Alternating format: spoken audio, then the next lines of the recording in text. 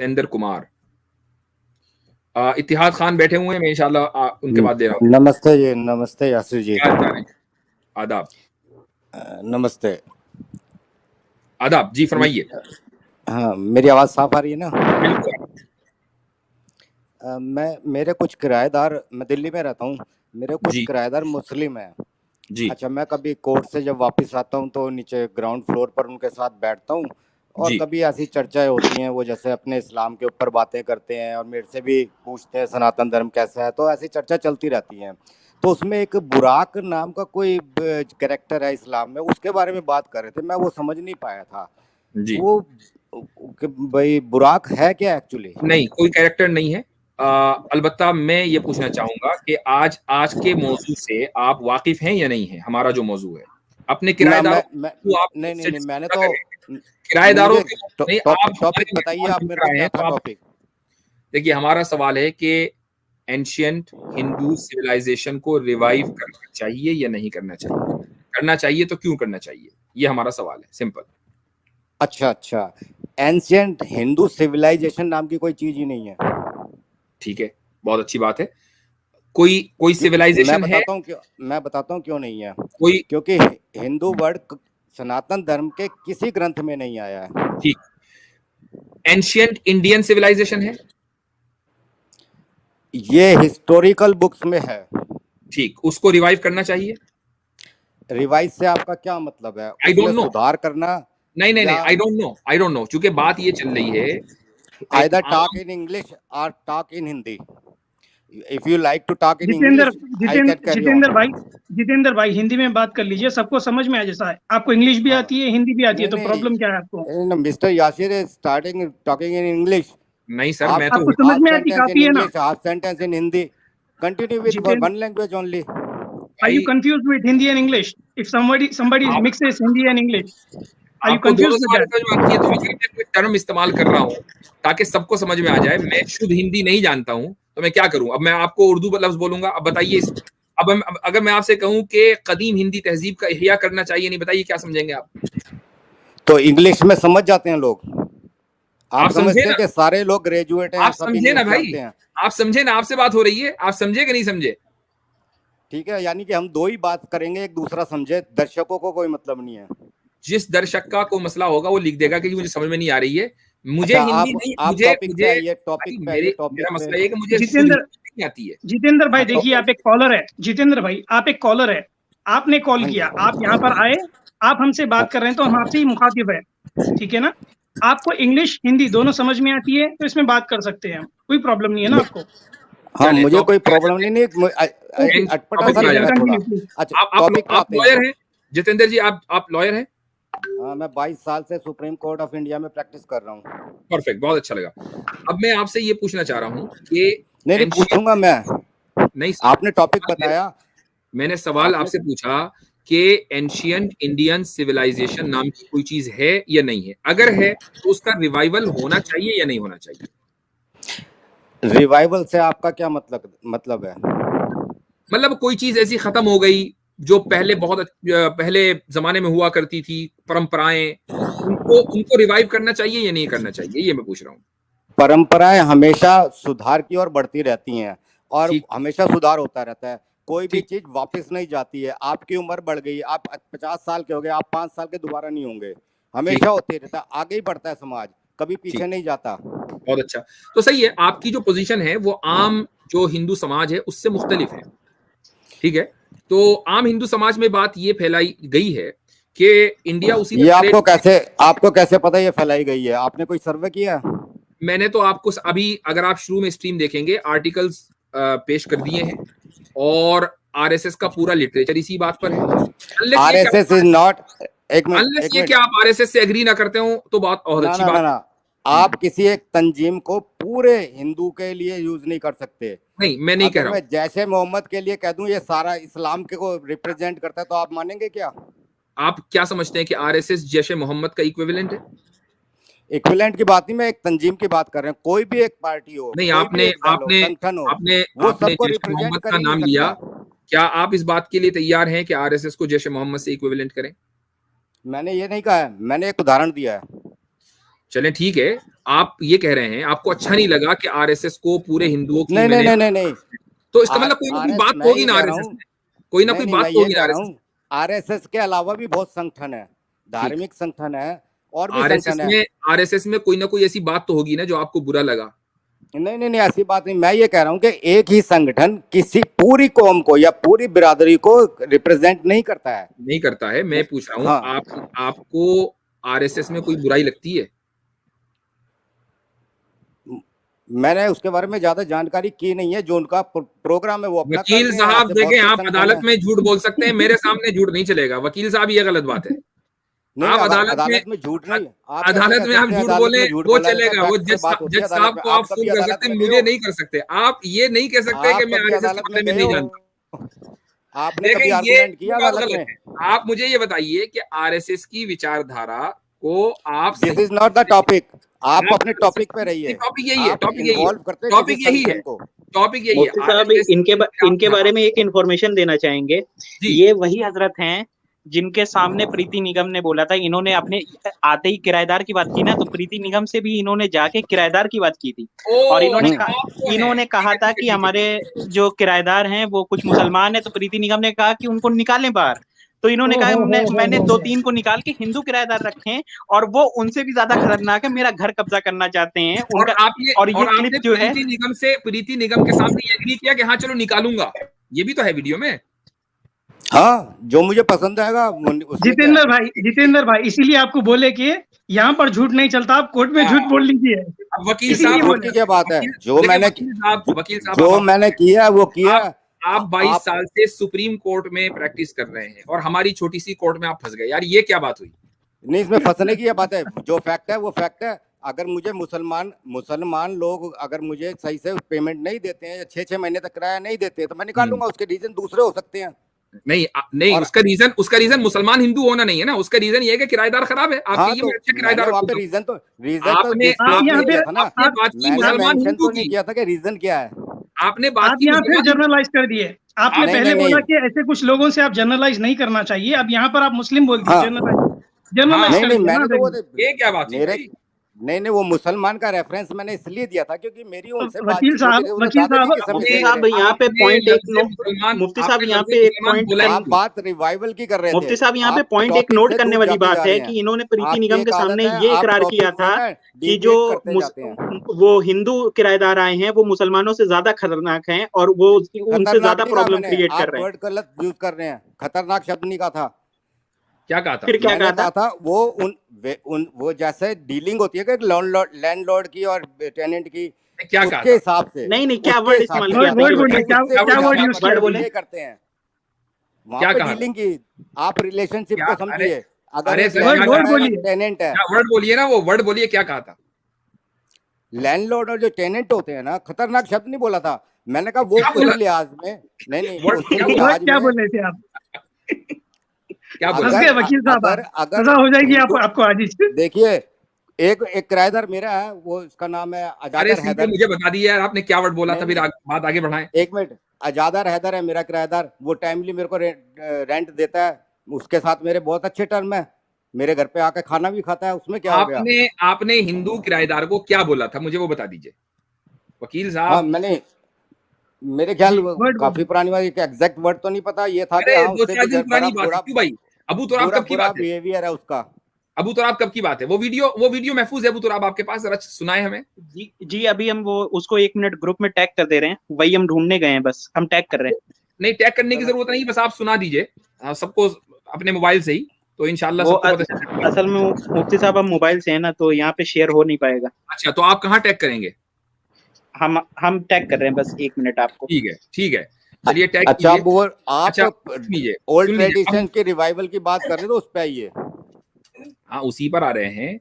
मैं आपसे ये पूछ रहा हूँ कि ओल्ड ट्रेडिशन यानी जो परंपराएं हैं, जो पुरानी जो इंडिया में रही हैं परंपराएं, क्या आप उनको रिवाइव करना चाहते हैं?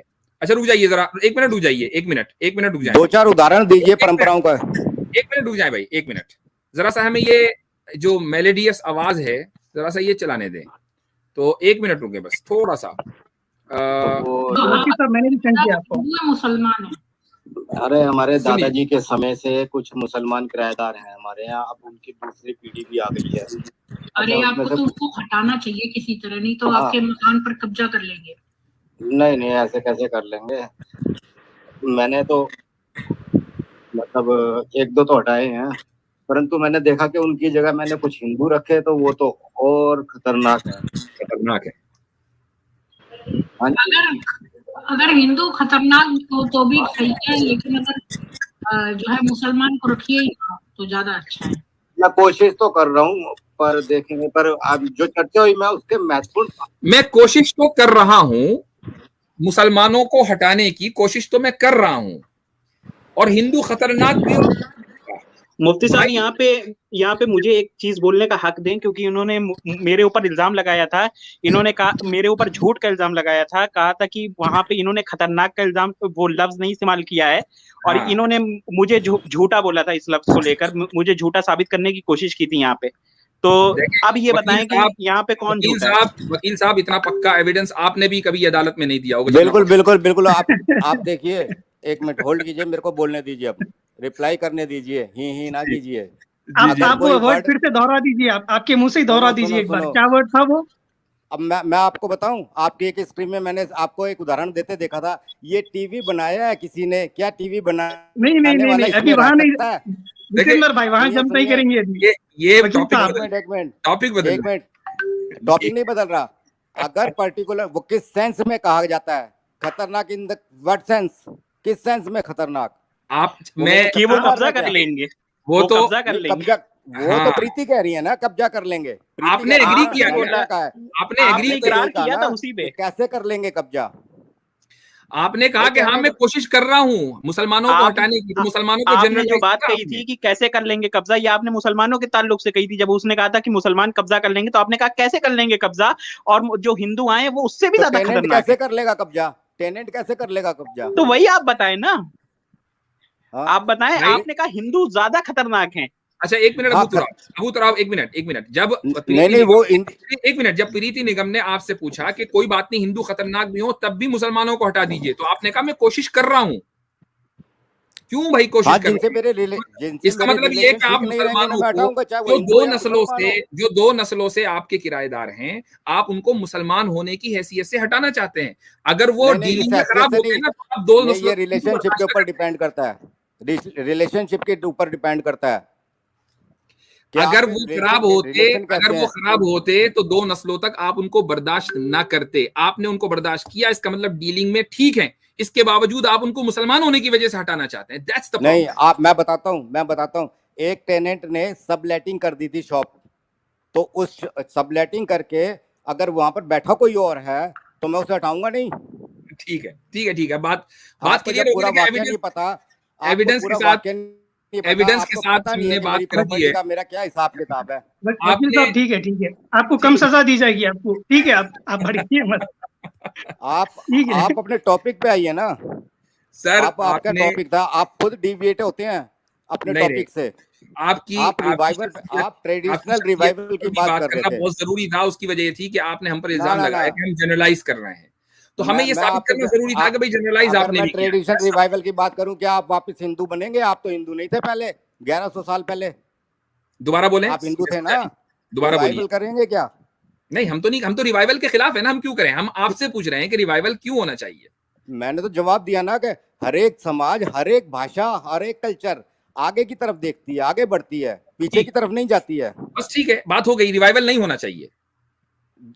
Revival in the what sense? उसका ग्रो करना, उसका डेवलप करना, दैट इज रिवाइवल। डिवेलप की बात नहीं हो रही। रिवाइवल का मतलब होता है कि आप पीछे जाकर जो परंपराएं माजी में थी, आप उनको रीइंस्टेट करें। यह है रिवाइवल। आप उसको हाँ, करना आप चाहें। ये कह सकते हैं कि अच्छा एक बात बताइए, परंपराओं से आपका क्या मतलब? किस तरह की? दो चार उदाहरण दीजिए आप, अब मैंने इतना शुद्ध हिंदी का लफ्ज बोल दिया जो मैं जो जबान में नहीं समझता। परंपरा, आपके नजदीक क्या परंपराएं हैं आपके यहाँ? बताइए। बहुत तरह की परंपराएं यहाँ पर, जो पहले से चली आ रही हो या अब नहीं होती हो, पहले होती हो, मसलन कोई भी बता दीजिए जो कितने मुसलमान दिन ना पहले करते होती हो, हो? जो मुसलमान ना कितने करते, दिन पहले? जो मुसलमान ना करते हो। ऐसा भाई ऐसा तो मेरे को ऐसा कुछ नहीं लगता। अगर हमारे यहाँ पे भंडारा होता है तो हमारे सारे किराएदार चाहे मुस्लिम है या कोई है, वो इकट्ठे साथ में लगते हैं और वो कोई बर्तन भी साफ करता है, कोई पूड़ियाँ भी बांटता है। तो ऐसी परंपरा मेरे को तो कोई ऐसी अलग नहीं लगी, क्योंकि जो खास जगह है ना, महानगर जिसे बोलते हैं। आपसे पहले एक कॉलर आए थे, उन्होंने परंपरा की मिसाल दी थी कि वही मैं जानना चाहता था, किस तरह की परंपरा है। वंदे मातरम गाना कि हम उसको इम्पोज करेंगे हर एक के ऊपर, हर एक को गाना पड़ेगा वंदे मातरम। मुझे आप बताइए। देखिए, हाँ, अब ये मैं आपको उन्होंने मिसाल दी कहता हूँ जी। देखिए, एक होता है टॉलरेंस, वर्ड होता है ना, टॉलरेंस, ठीक है। आपको शायद इस्लाम में इतना ना, आप दूसरी तरफ मत ले जाना, अभी थोड़ी देर पहले मुझे बोलने देना।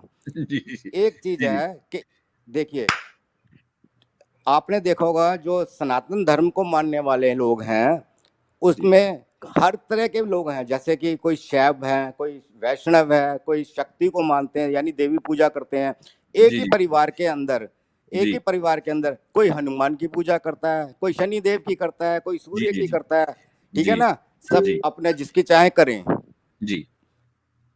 तो उसी तरह आपके यहाँ पर जैसे एक ही अल्लाह की करते हैं। अब जिन लोगों ने अगर वेद पढ़ लिए या उपनिषद पढ़ लिए, तो वो इनसे आगे, देवताओं से आगे जाकर वो जो सुप्रीम एंटिटी है वहां तक पहुंचता है।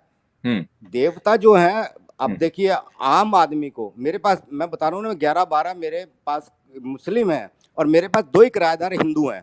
उन 11 के 11 में से 3 लोगों ने हज किया है, ठीक है, और उसके बावजूद उन 11 के 11 ने कभी कुरान नहीं पढ़ी है। मैंने बैठ के बात की उनसे, कुरान कभी नहीं पढ़ी उन्होंने। ठीक, और यही बात, आप मेरे सवाल का जवाब नहीं दे पाए। मैंने आपसे सवाल ये किया, डिविएट कर गए आप। आपने कहा कि परंपरा की मिसाल दूं, मैंने मिसाल दी। अब उस मिसाल पे ना बोलकर आप हज और कुरान पे चले गए। भाई वो तो हम लोगों की कमी है, उसको क्या कहना। मैं आपसे ये सवाल कर रहा हूं, आपसे पहले वाले कॉलर ने ये कहा कि हम एंशिएंट इंडियन सिविलाइजेशन को रिवाइव करेंगे, परंपराओं को रिवाइव करेंगे। उन परंपराओं में एक परंपरा वंदे मातरम कहना है, उसको हम इंपोज करेंगे। वंदे मातरम कब लिखा गया है? वो एंशिएंट कैसे हो गया? आप ये तो टर्म ही गलत इस्तेमाल कर रहे हो। एंशिएंट भाई ये मैं नहीं कह रहा हूँ, ये आपसे पहले वाले कॉलर कह रहे हैं। वो ये कह रहे हैं, वो उन्होंने जो वंदे मातरम बंकिम चंद्र, एग्जैक्टली, ये तो हमारा पॉइंट है। उन्होंने जो मिसाल दी वो ये दी कि परंपरा, मैं अपनी बात मुकम्मल कर लूं। उन्होंने ये कहा कि परंपरा के हिसाब से राष्ट्र सर्वोप्रिय है, राष्ट्र अबव ऑल है। और चूंकि ये राष्ट्रगान है, गीत है, क्या कहना चाहिए, वंदे मातरम, इससे ये पता चलता है कि हम राष्ट्र को सुपीरियर मान रहे हैं, ना कि रिलीजन को। ये हर आदमी को जो उस राष्ट्र में रहेगा इसको करना पड़े। मैं ये पूछ रहा हूं कि क्या आप ये वाली साइकोलॉजी हर एक पर इंपोज करेंगे? नहीं, आप जो ये बात कह रहे हैं ना, हर एक व्यक्ति की अपनी राय हो सकती है। अगर बंकिम चंद्र चटर्जी ने एक गाना लिखा, इसी तरह से रविंद्रनाथ टैगोर ने जन गण मन लिख दिया, हमारा नेशनल एंथम, ठीक है। सब लोग एजुकेटेड नहीं होते, उन्हें पता ही नहीं होता ये गाना क्यों और किस लिए लिखा गया था। जब पता ही नहीं है, मैं वहीं पे आ रहा था ना, जैसे 11 लोगों ने हमारे वो कुरान नहीं पढ़ी, ऐसे बाकी जो 2 हिंदू किराएदार हैं उन्होंने कौन सी गीता पढ़ी है। तो जो लोग पढ़ते लिखते नहीं है, जानते ही नहीं है कि ये इसकी डेप्थ में क्या है, मूल में क्या है, जड़ में क्या है, उन्हें पता नहीं। हम इम्पोज कर देंगे। कैसे कर दोगे भाई इम्पोज? कोई चीज भारत में कोई चीज इम्पोज इतनी इजीली नहीं होती है। तो ठीक है, आप इसका मतलब ये कि आप इसका मतलब हिंदू राष्ट्र के खिलाफ हैं। हिंदू राष्ट्र जैसी कोई बात ही नहीं है। हिंदू राष्ट्र क्या होता है? अगर ऐसी कोई बात हुई तो आप उसके खिलाफ होंगे। खिलाफ की बात नहीं है तो वो सेकुलर वर्ड है ना। नहीं, देखिए, आप कह दीजिए ना कि अगर ऐसी कोई बात हुई मैं उसके खिलाफ हूंगा। देखिए, जो कॉन्स्टिट्यूशन, सुनिए, अगर हमारी जो संसद है यानी पार्लियामेंट है, आपने कहा वो हिंदू जो राष्ट्र कानून बनाती है उसका पालन करना हमारा फर्ज है। ठीक है। अब अगर कोई आदमी हिंदू राष्ट्र की बात कर रहा है, आप उसके खिलाफ हैं? मैं उसको सपोर्ट भी नहीं कर रहा। नहीं, खिलाफ क्यों नहीं? मैंने आपको ये कहा, जितेंद्र भाई, जी जितेंद्र भाई, कॉन्स्टिट्यूशन, अगर कॉन्स्टिट्यूशन में वक्फ बोर्ड एक्ट है 1995 का, ठीक है, मुस्लिम पर्सनल लॉ बोर्ड है, और साथ में प्लेसेस ऑफ वर्शिप एक्ट है 1991 का। वकील साहब देखिए, एक बात सुनिए, ये गलत बात है। चाहे हम उसको पसंद ना करते, वकील साहब एक मिनट, आपने कॉन्स्टिट्यूशन में मुस्लिम पर्सनल लॉ बोर्ड का जिक्र किया। यार, आप किस तरह की प्रैक्टिस करते हैं? कहां मुस्लिम पर्सनल लॉ बोर्ड का जिक्र है कॉन्स्टिट्यूशन में? कॉन्स्टिट्यूशन की बात, कॉन्स्टिट्यूशन नहीं कर रहा मैं, एक्ट की बात कर रहा हूँ। ये मुझे बताइए, एक मिनट मुझे बताइए मुस्लिम पर्सनल लॉ बोर्ड के नाम से कौन सा एक्ट है, बताइए। अरे मैं वक्फ बोर्ड एक्ट की बात कर रहा हूँ। आपने मुस्लिम पर्सनल लॉ बोर्ड बोला अभी। मैंने मुस्लिम पर्सनल लॉ बोर्ड उन दोनों के साथ ऐसे बोला कि ये भी है, इसका तो मतलब कहाँ है वो एक्ट भी में, बताइए मुस्लिम पर्सनल लॉ बोर्ड कौन से एक्ट में है? अरे वो लोगों ने बना रखा ना एनजीओ की टाइप। आपने एक्ट बोला, आपने एक्ट बोला, आपने एक्ट बोला मुस्लिम पर्सनल लॉ बोर्ड पता ही नहीं एक्ट, कि मुझे वो एक्ट लॉ बताइए। कैसे डेरिवेट करता है, कैसे डेराइव करता है, मुझे आपको लॉ का मुस्लिम नहीं पता। पर्सनल लॉ बोर्ड एक्ट बताइए। आपने बोला मैं आपकी वकालत के ऊपर नहीं क्वेश्चन नहीं, मार्क मैंने कहा वक्फ बोर्ड एक्ट, आपने ध्यान से सुनो, वक्फ बोर्ड एक्ट और मुस्लिम पर्सनल लॉ बोर्ड जो है ना, ठीक, वो चले अलग सही है। मैं वापस आपको उसी पर लेके चलता हूँ। एक आदमी हिंदू राष्ट्र की बात कर रहा है, आप उसकी मुखालफत क्यों नहीं करेंगे? अच्छा आप ये बताइए, अगर कोई कहता है गजवाए हिंद, आप उनको मुखालफत करेंगे उसकी? हाँ करूंगा, की है मैंने, मेरे तो वीडियो रिकॉर्ड है इस पर। बोलिए। तो इस आधार पे तो टू नेशन थ्योरी की भी खिलाफत करेंगे आप? हाँ बिल्कुल। जितेंद्र भाई इसी ग्राउंड पे बनी थी। जितेंद्र भाई मैं एक सिंपल चीज पूछता हूँ, जितेंद्र भाई मैं एक सिंपल चीज पूछता हूँ वकील साहब, अगर कोई शख्स किसी के ऊपर वंदे मातरम बोलो बोलकर इम्पोज कर रहा है, तो अकॉर्डिंग टू कॉन्स्टिट्यूशन, आप भी एक वकील है, क्या होना चाहिए उसके खिलाफ? उसके अगर वो जो भी फिजिकल असॉल्ट करेगा या एक्ट करेगा, उसके खिलाफ डिफरेंट वो है सेक्शंस है आईपीसी के। Very good. अगर वो चाटा मारता तो 323 लगेगी उसके ऊपर। Very good. अभी एक सवाल है, वेरी गुड। एक शख्स ये बोलता है इंडियन सिटीजन को कि आप पाकिस्तान चले जाओ, यहाँ रहने के लायक नहीं है, आपका वहीं ठिकाना है, या फिर अरब नेशन चले जाओ, ऐसे शख्स को क्या करना चाहिए? अगर वो मैंने कहा ना कि अगर वो वायलेंस कर रहा है, फिजिकल असॉल्ट कर रहा है, मुंह से कहना एक अलग चीज है, थ्रेट देना, अगर थ्रेट दे रहा है, अगर थ्रेट दे रहा है, कोई वायलेशन कर रहा है किसी भी लॉ का, तो उसके खिलाफ लॉ काम करेगा। चलें, अगर एक आदमी ऐसा थ्रेट दे रहा है तो क्या आप उसकी मुखालफत करेंगे? दोबारा बोलिए। अगर एक आदमी ऐसा थ्रेट दे रहा है कि आप उसकी मुखालफत करेंगे? कोई भी दे रहा हो, अगर कोई मुसलमान भी हिंदू का ऐसी थ्रेट दे रहा हो, मैं उसकी भी मुखालफत करूंगा, हिंदू की भी करूंगा। ठीक है, मेरे पास दोनों तरह के क्लाइंट आते हैं। चले, एक हिंदू ने मुसलमान को थ्रेट किया कि तुम पाकिस्तान चले जाओ, जाहिर है मुसलमान तो नहीं दे सकता है वाला थ्रेट, हिंदू ही देगा, आप उसकी मुखालफत करेंगे? भाई वो मुंह से, अब वो एफआईआर कराए तो उसके काम कार्रवाई होगी ना उसके उसकी मॉरल ग्राउंड पर मुखालफत करेंगे नहीं करेंगे? मॉरल ग्राउंड पर बिल्कुल। उसको कोई थ्रेट कैसे देगा किसी को? इलीगल है। तो प्रीति निगम ने यही थ्रेट सैम स्टैलिन को दिया है, आप प्रीति निगम की मुखालफत करेंगे? किसको दिया है? सैम स्टैलिन को। मुझे दिया है। वो क्या कहा था कि पाकिस्तान जाओ, तुम्हारे वो प्रीति निगम कहाँ रहती हैं? जिनसे आप बात कर रहे थे किराएदार की, जिनकी एडवाइस मानकर आप मुसलमानों को निकालना चाह रहे हैं। मैंने प्रश्न ये किया है, नहीं मैंने ये नहीं कहा किससे बात कर रहा था, मैंने पूछा कहाँ रहती हैं वो? इंडिया में रहती है? हमें नहीं पता, आप पूछ लीजिए, इंडियन नहीं है वो। आप उनकी मुखालिफत करते हैं, कंडेम करते हैं आप? नहीं, एक मिनट पहले पता तो लगाओ। आप उनको चलो वो मार्स में रहती है, सुनिए वो मार्स में रहती है, मैंने मान लिया मार्स में रहती है, आप मॉरल ग्राउंड पर उनकी मुखालफत करते हैं? वो उनका देखो, हर एक को बोलने की आजादी है ना, तो आप उनकी मुखालफत नहीं करते हैं। नहीं मैंने कहा मुफ्ती साहब यहाँ पे एक और पॉइंट ऐड करना चाहेंगे कि ये इलीगल नहीं है उनका कोई कमेंट। ये ऐसे के बारे में क्या कहेंगे जो कहता है कॉन्स्टिट्यूशन गलत है? जी, तो उसमें कॉन्स्टिट्यूशन में सुधार होते रहते हैं, उसमें कितने अमेंडमेंट होते हैं? नहीं, कॉन्स्टिट्यूशन जो मेन कॉन्स्टिट्यूशन का जो फ्रेम है वो गलत है। हाँ, यानी जो कॉन्स्टिट्यूशन कहता है कि इंडिया जो है, एक वकील होने के इंडिया एक सेकुलर है, तो कोई कहता है कि ये गलत होने के नाते मैं भी मानता हूँ कॉन्स्टिट्यूशन बहुत, अभी उसमें बहुत लैकुनाज हैं, बहुत कमियां हैं। नहीं, बात कमी की नहीं हो रही है, जाहिर है कि मैन मेड है तो उसमें कमियां हो सकती हैं, उसकी बात नहीं हो रही है। बात हो रही है कि इंडिया का मौजूदा कॉन्स्टिट्यूशन गलत है, इसको रिप ऑफ कर देना चाहिए, इसको आप मानते हैं? नहीं, बिल्कुल उसमें सुधार होने चाहिए। सुधार की बात नहीं हो रही है, बात हो रही है कि ये गलत है, ये डॉक्यूमेंट इनजस्टिस है, ये डॉक्यूमेंट गलत है, एक आदमी इस डॉक्यूमेंट को गलत कह रहा है, सुधार की बात नहीं हो रही है, गलत की बात हो रही है। क्या आप समझते हैं कि कॉन्स्टिट्यूशन गलत है?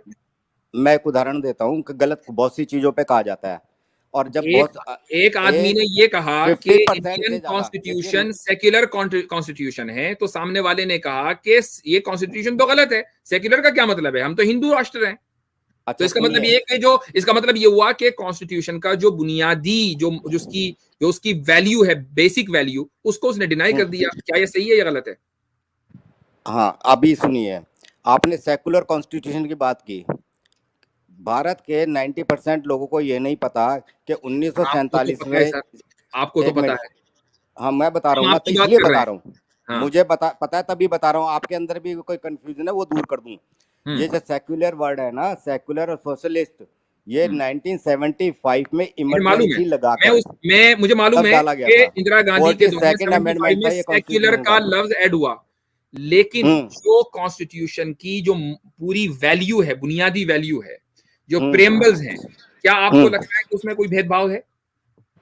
हाँ बिल्कुल है, भेदभाव है। ठीक है, तो आप उस कॉन्स्टिट्यूशन को नहीं मानते? मानता भाई, मेरा प्रोफेशन है, अब देश में रहता हूँ, जब तक नियम है तब तक मानना पड़ेगा। ठीक है, नया सुधार बन जाएगा तो उसको मानना पड़ेगा। हाँ, यानी जब नया कॉन्स्टिट्यूशन आ जाएगा और हिंदू राष्ट्र आ जाएगा तो आप इस कॉन्स्टिट्यूशन को उठाकर फेंक देंगे, राइट?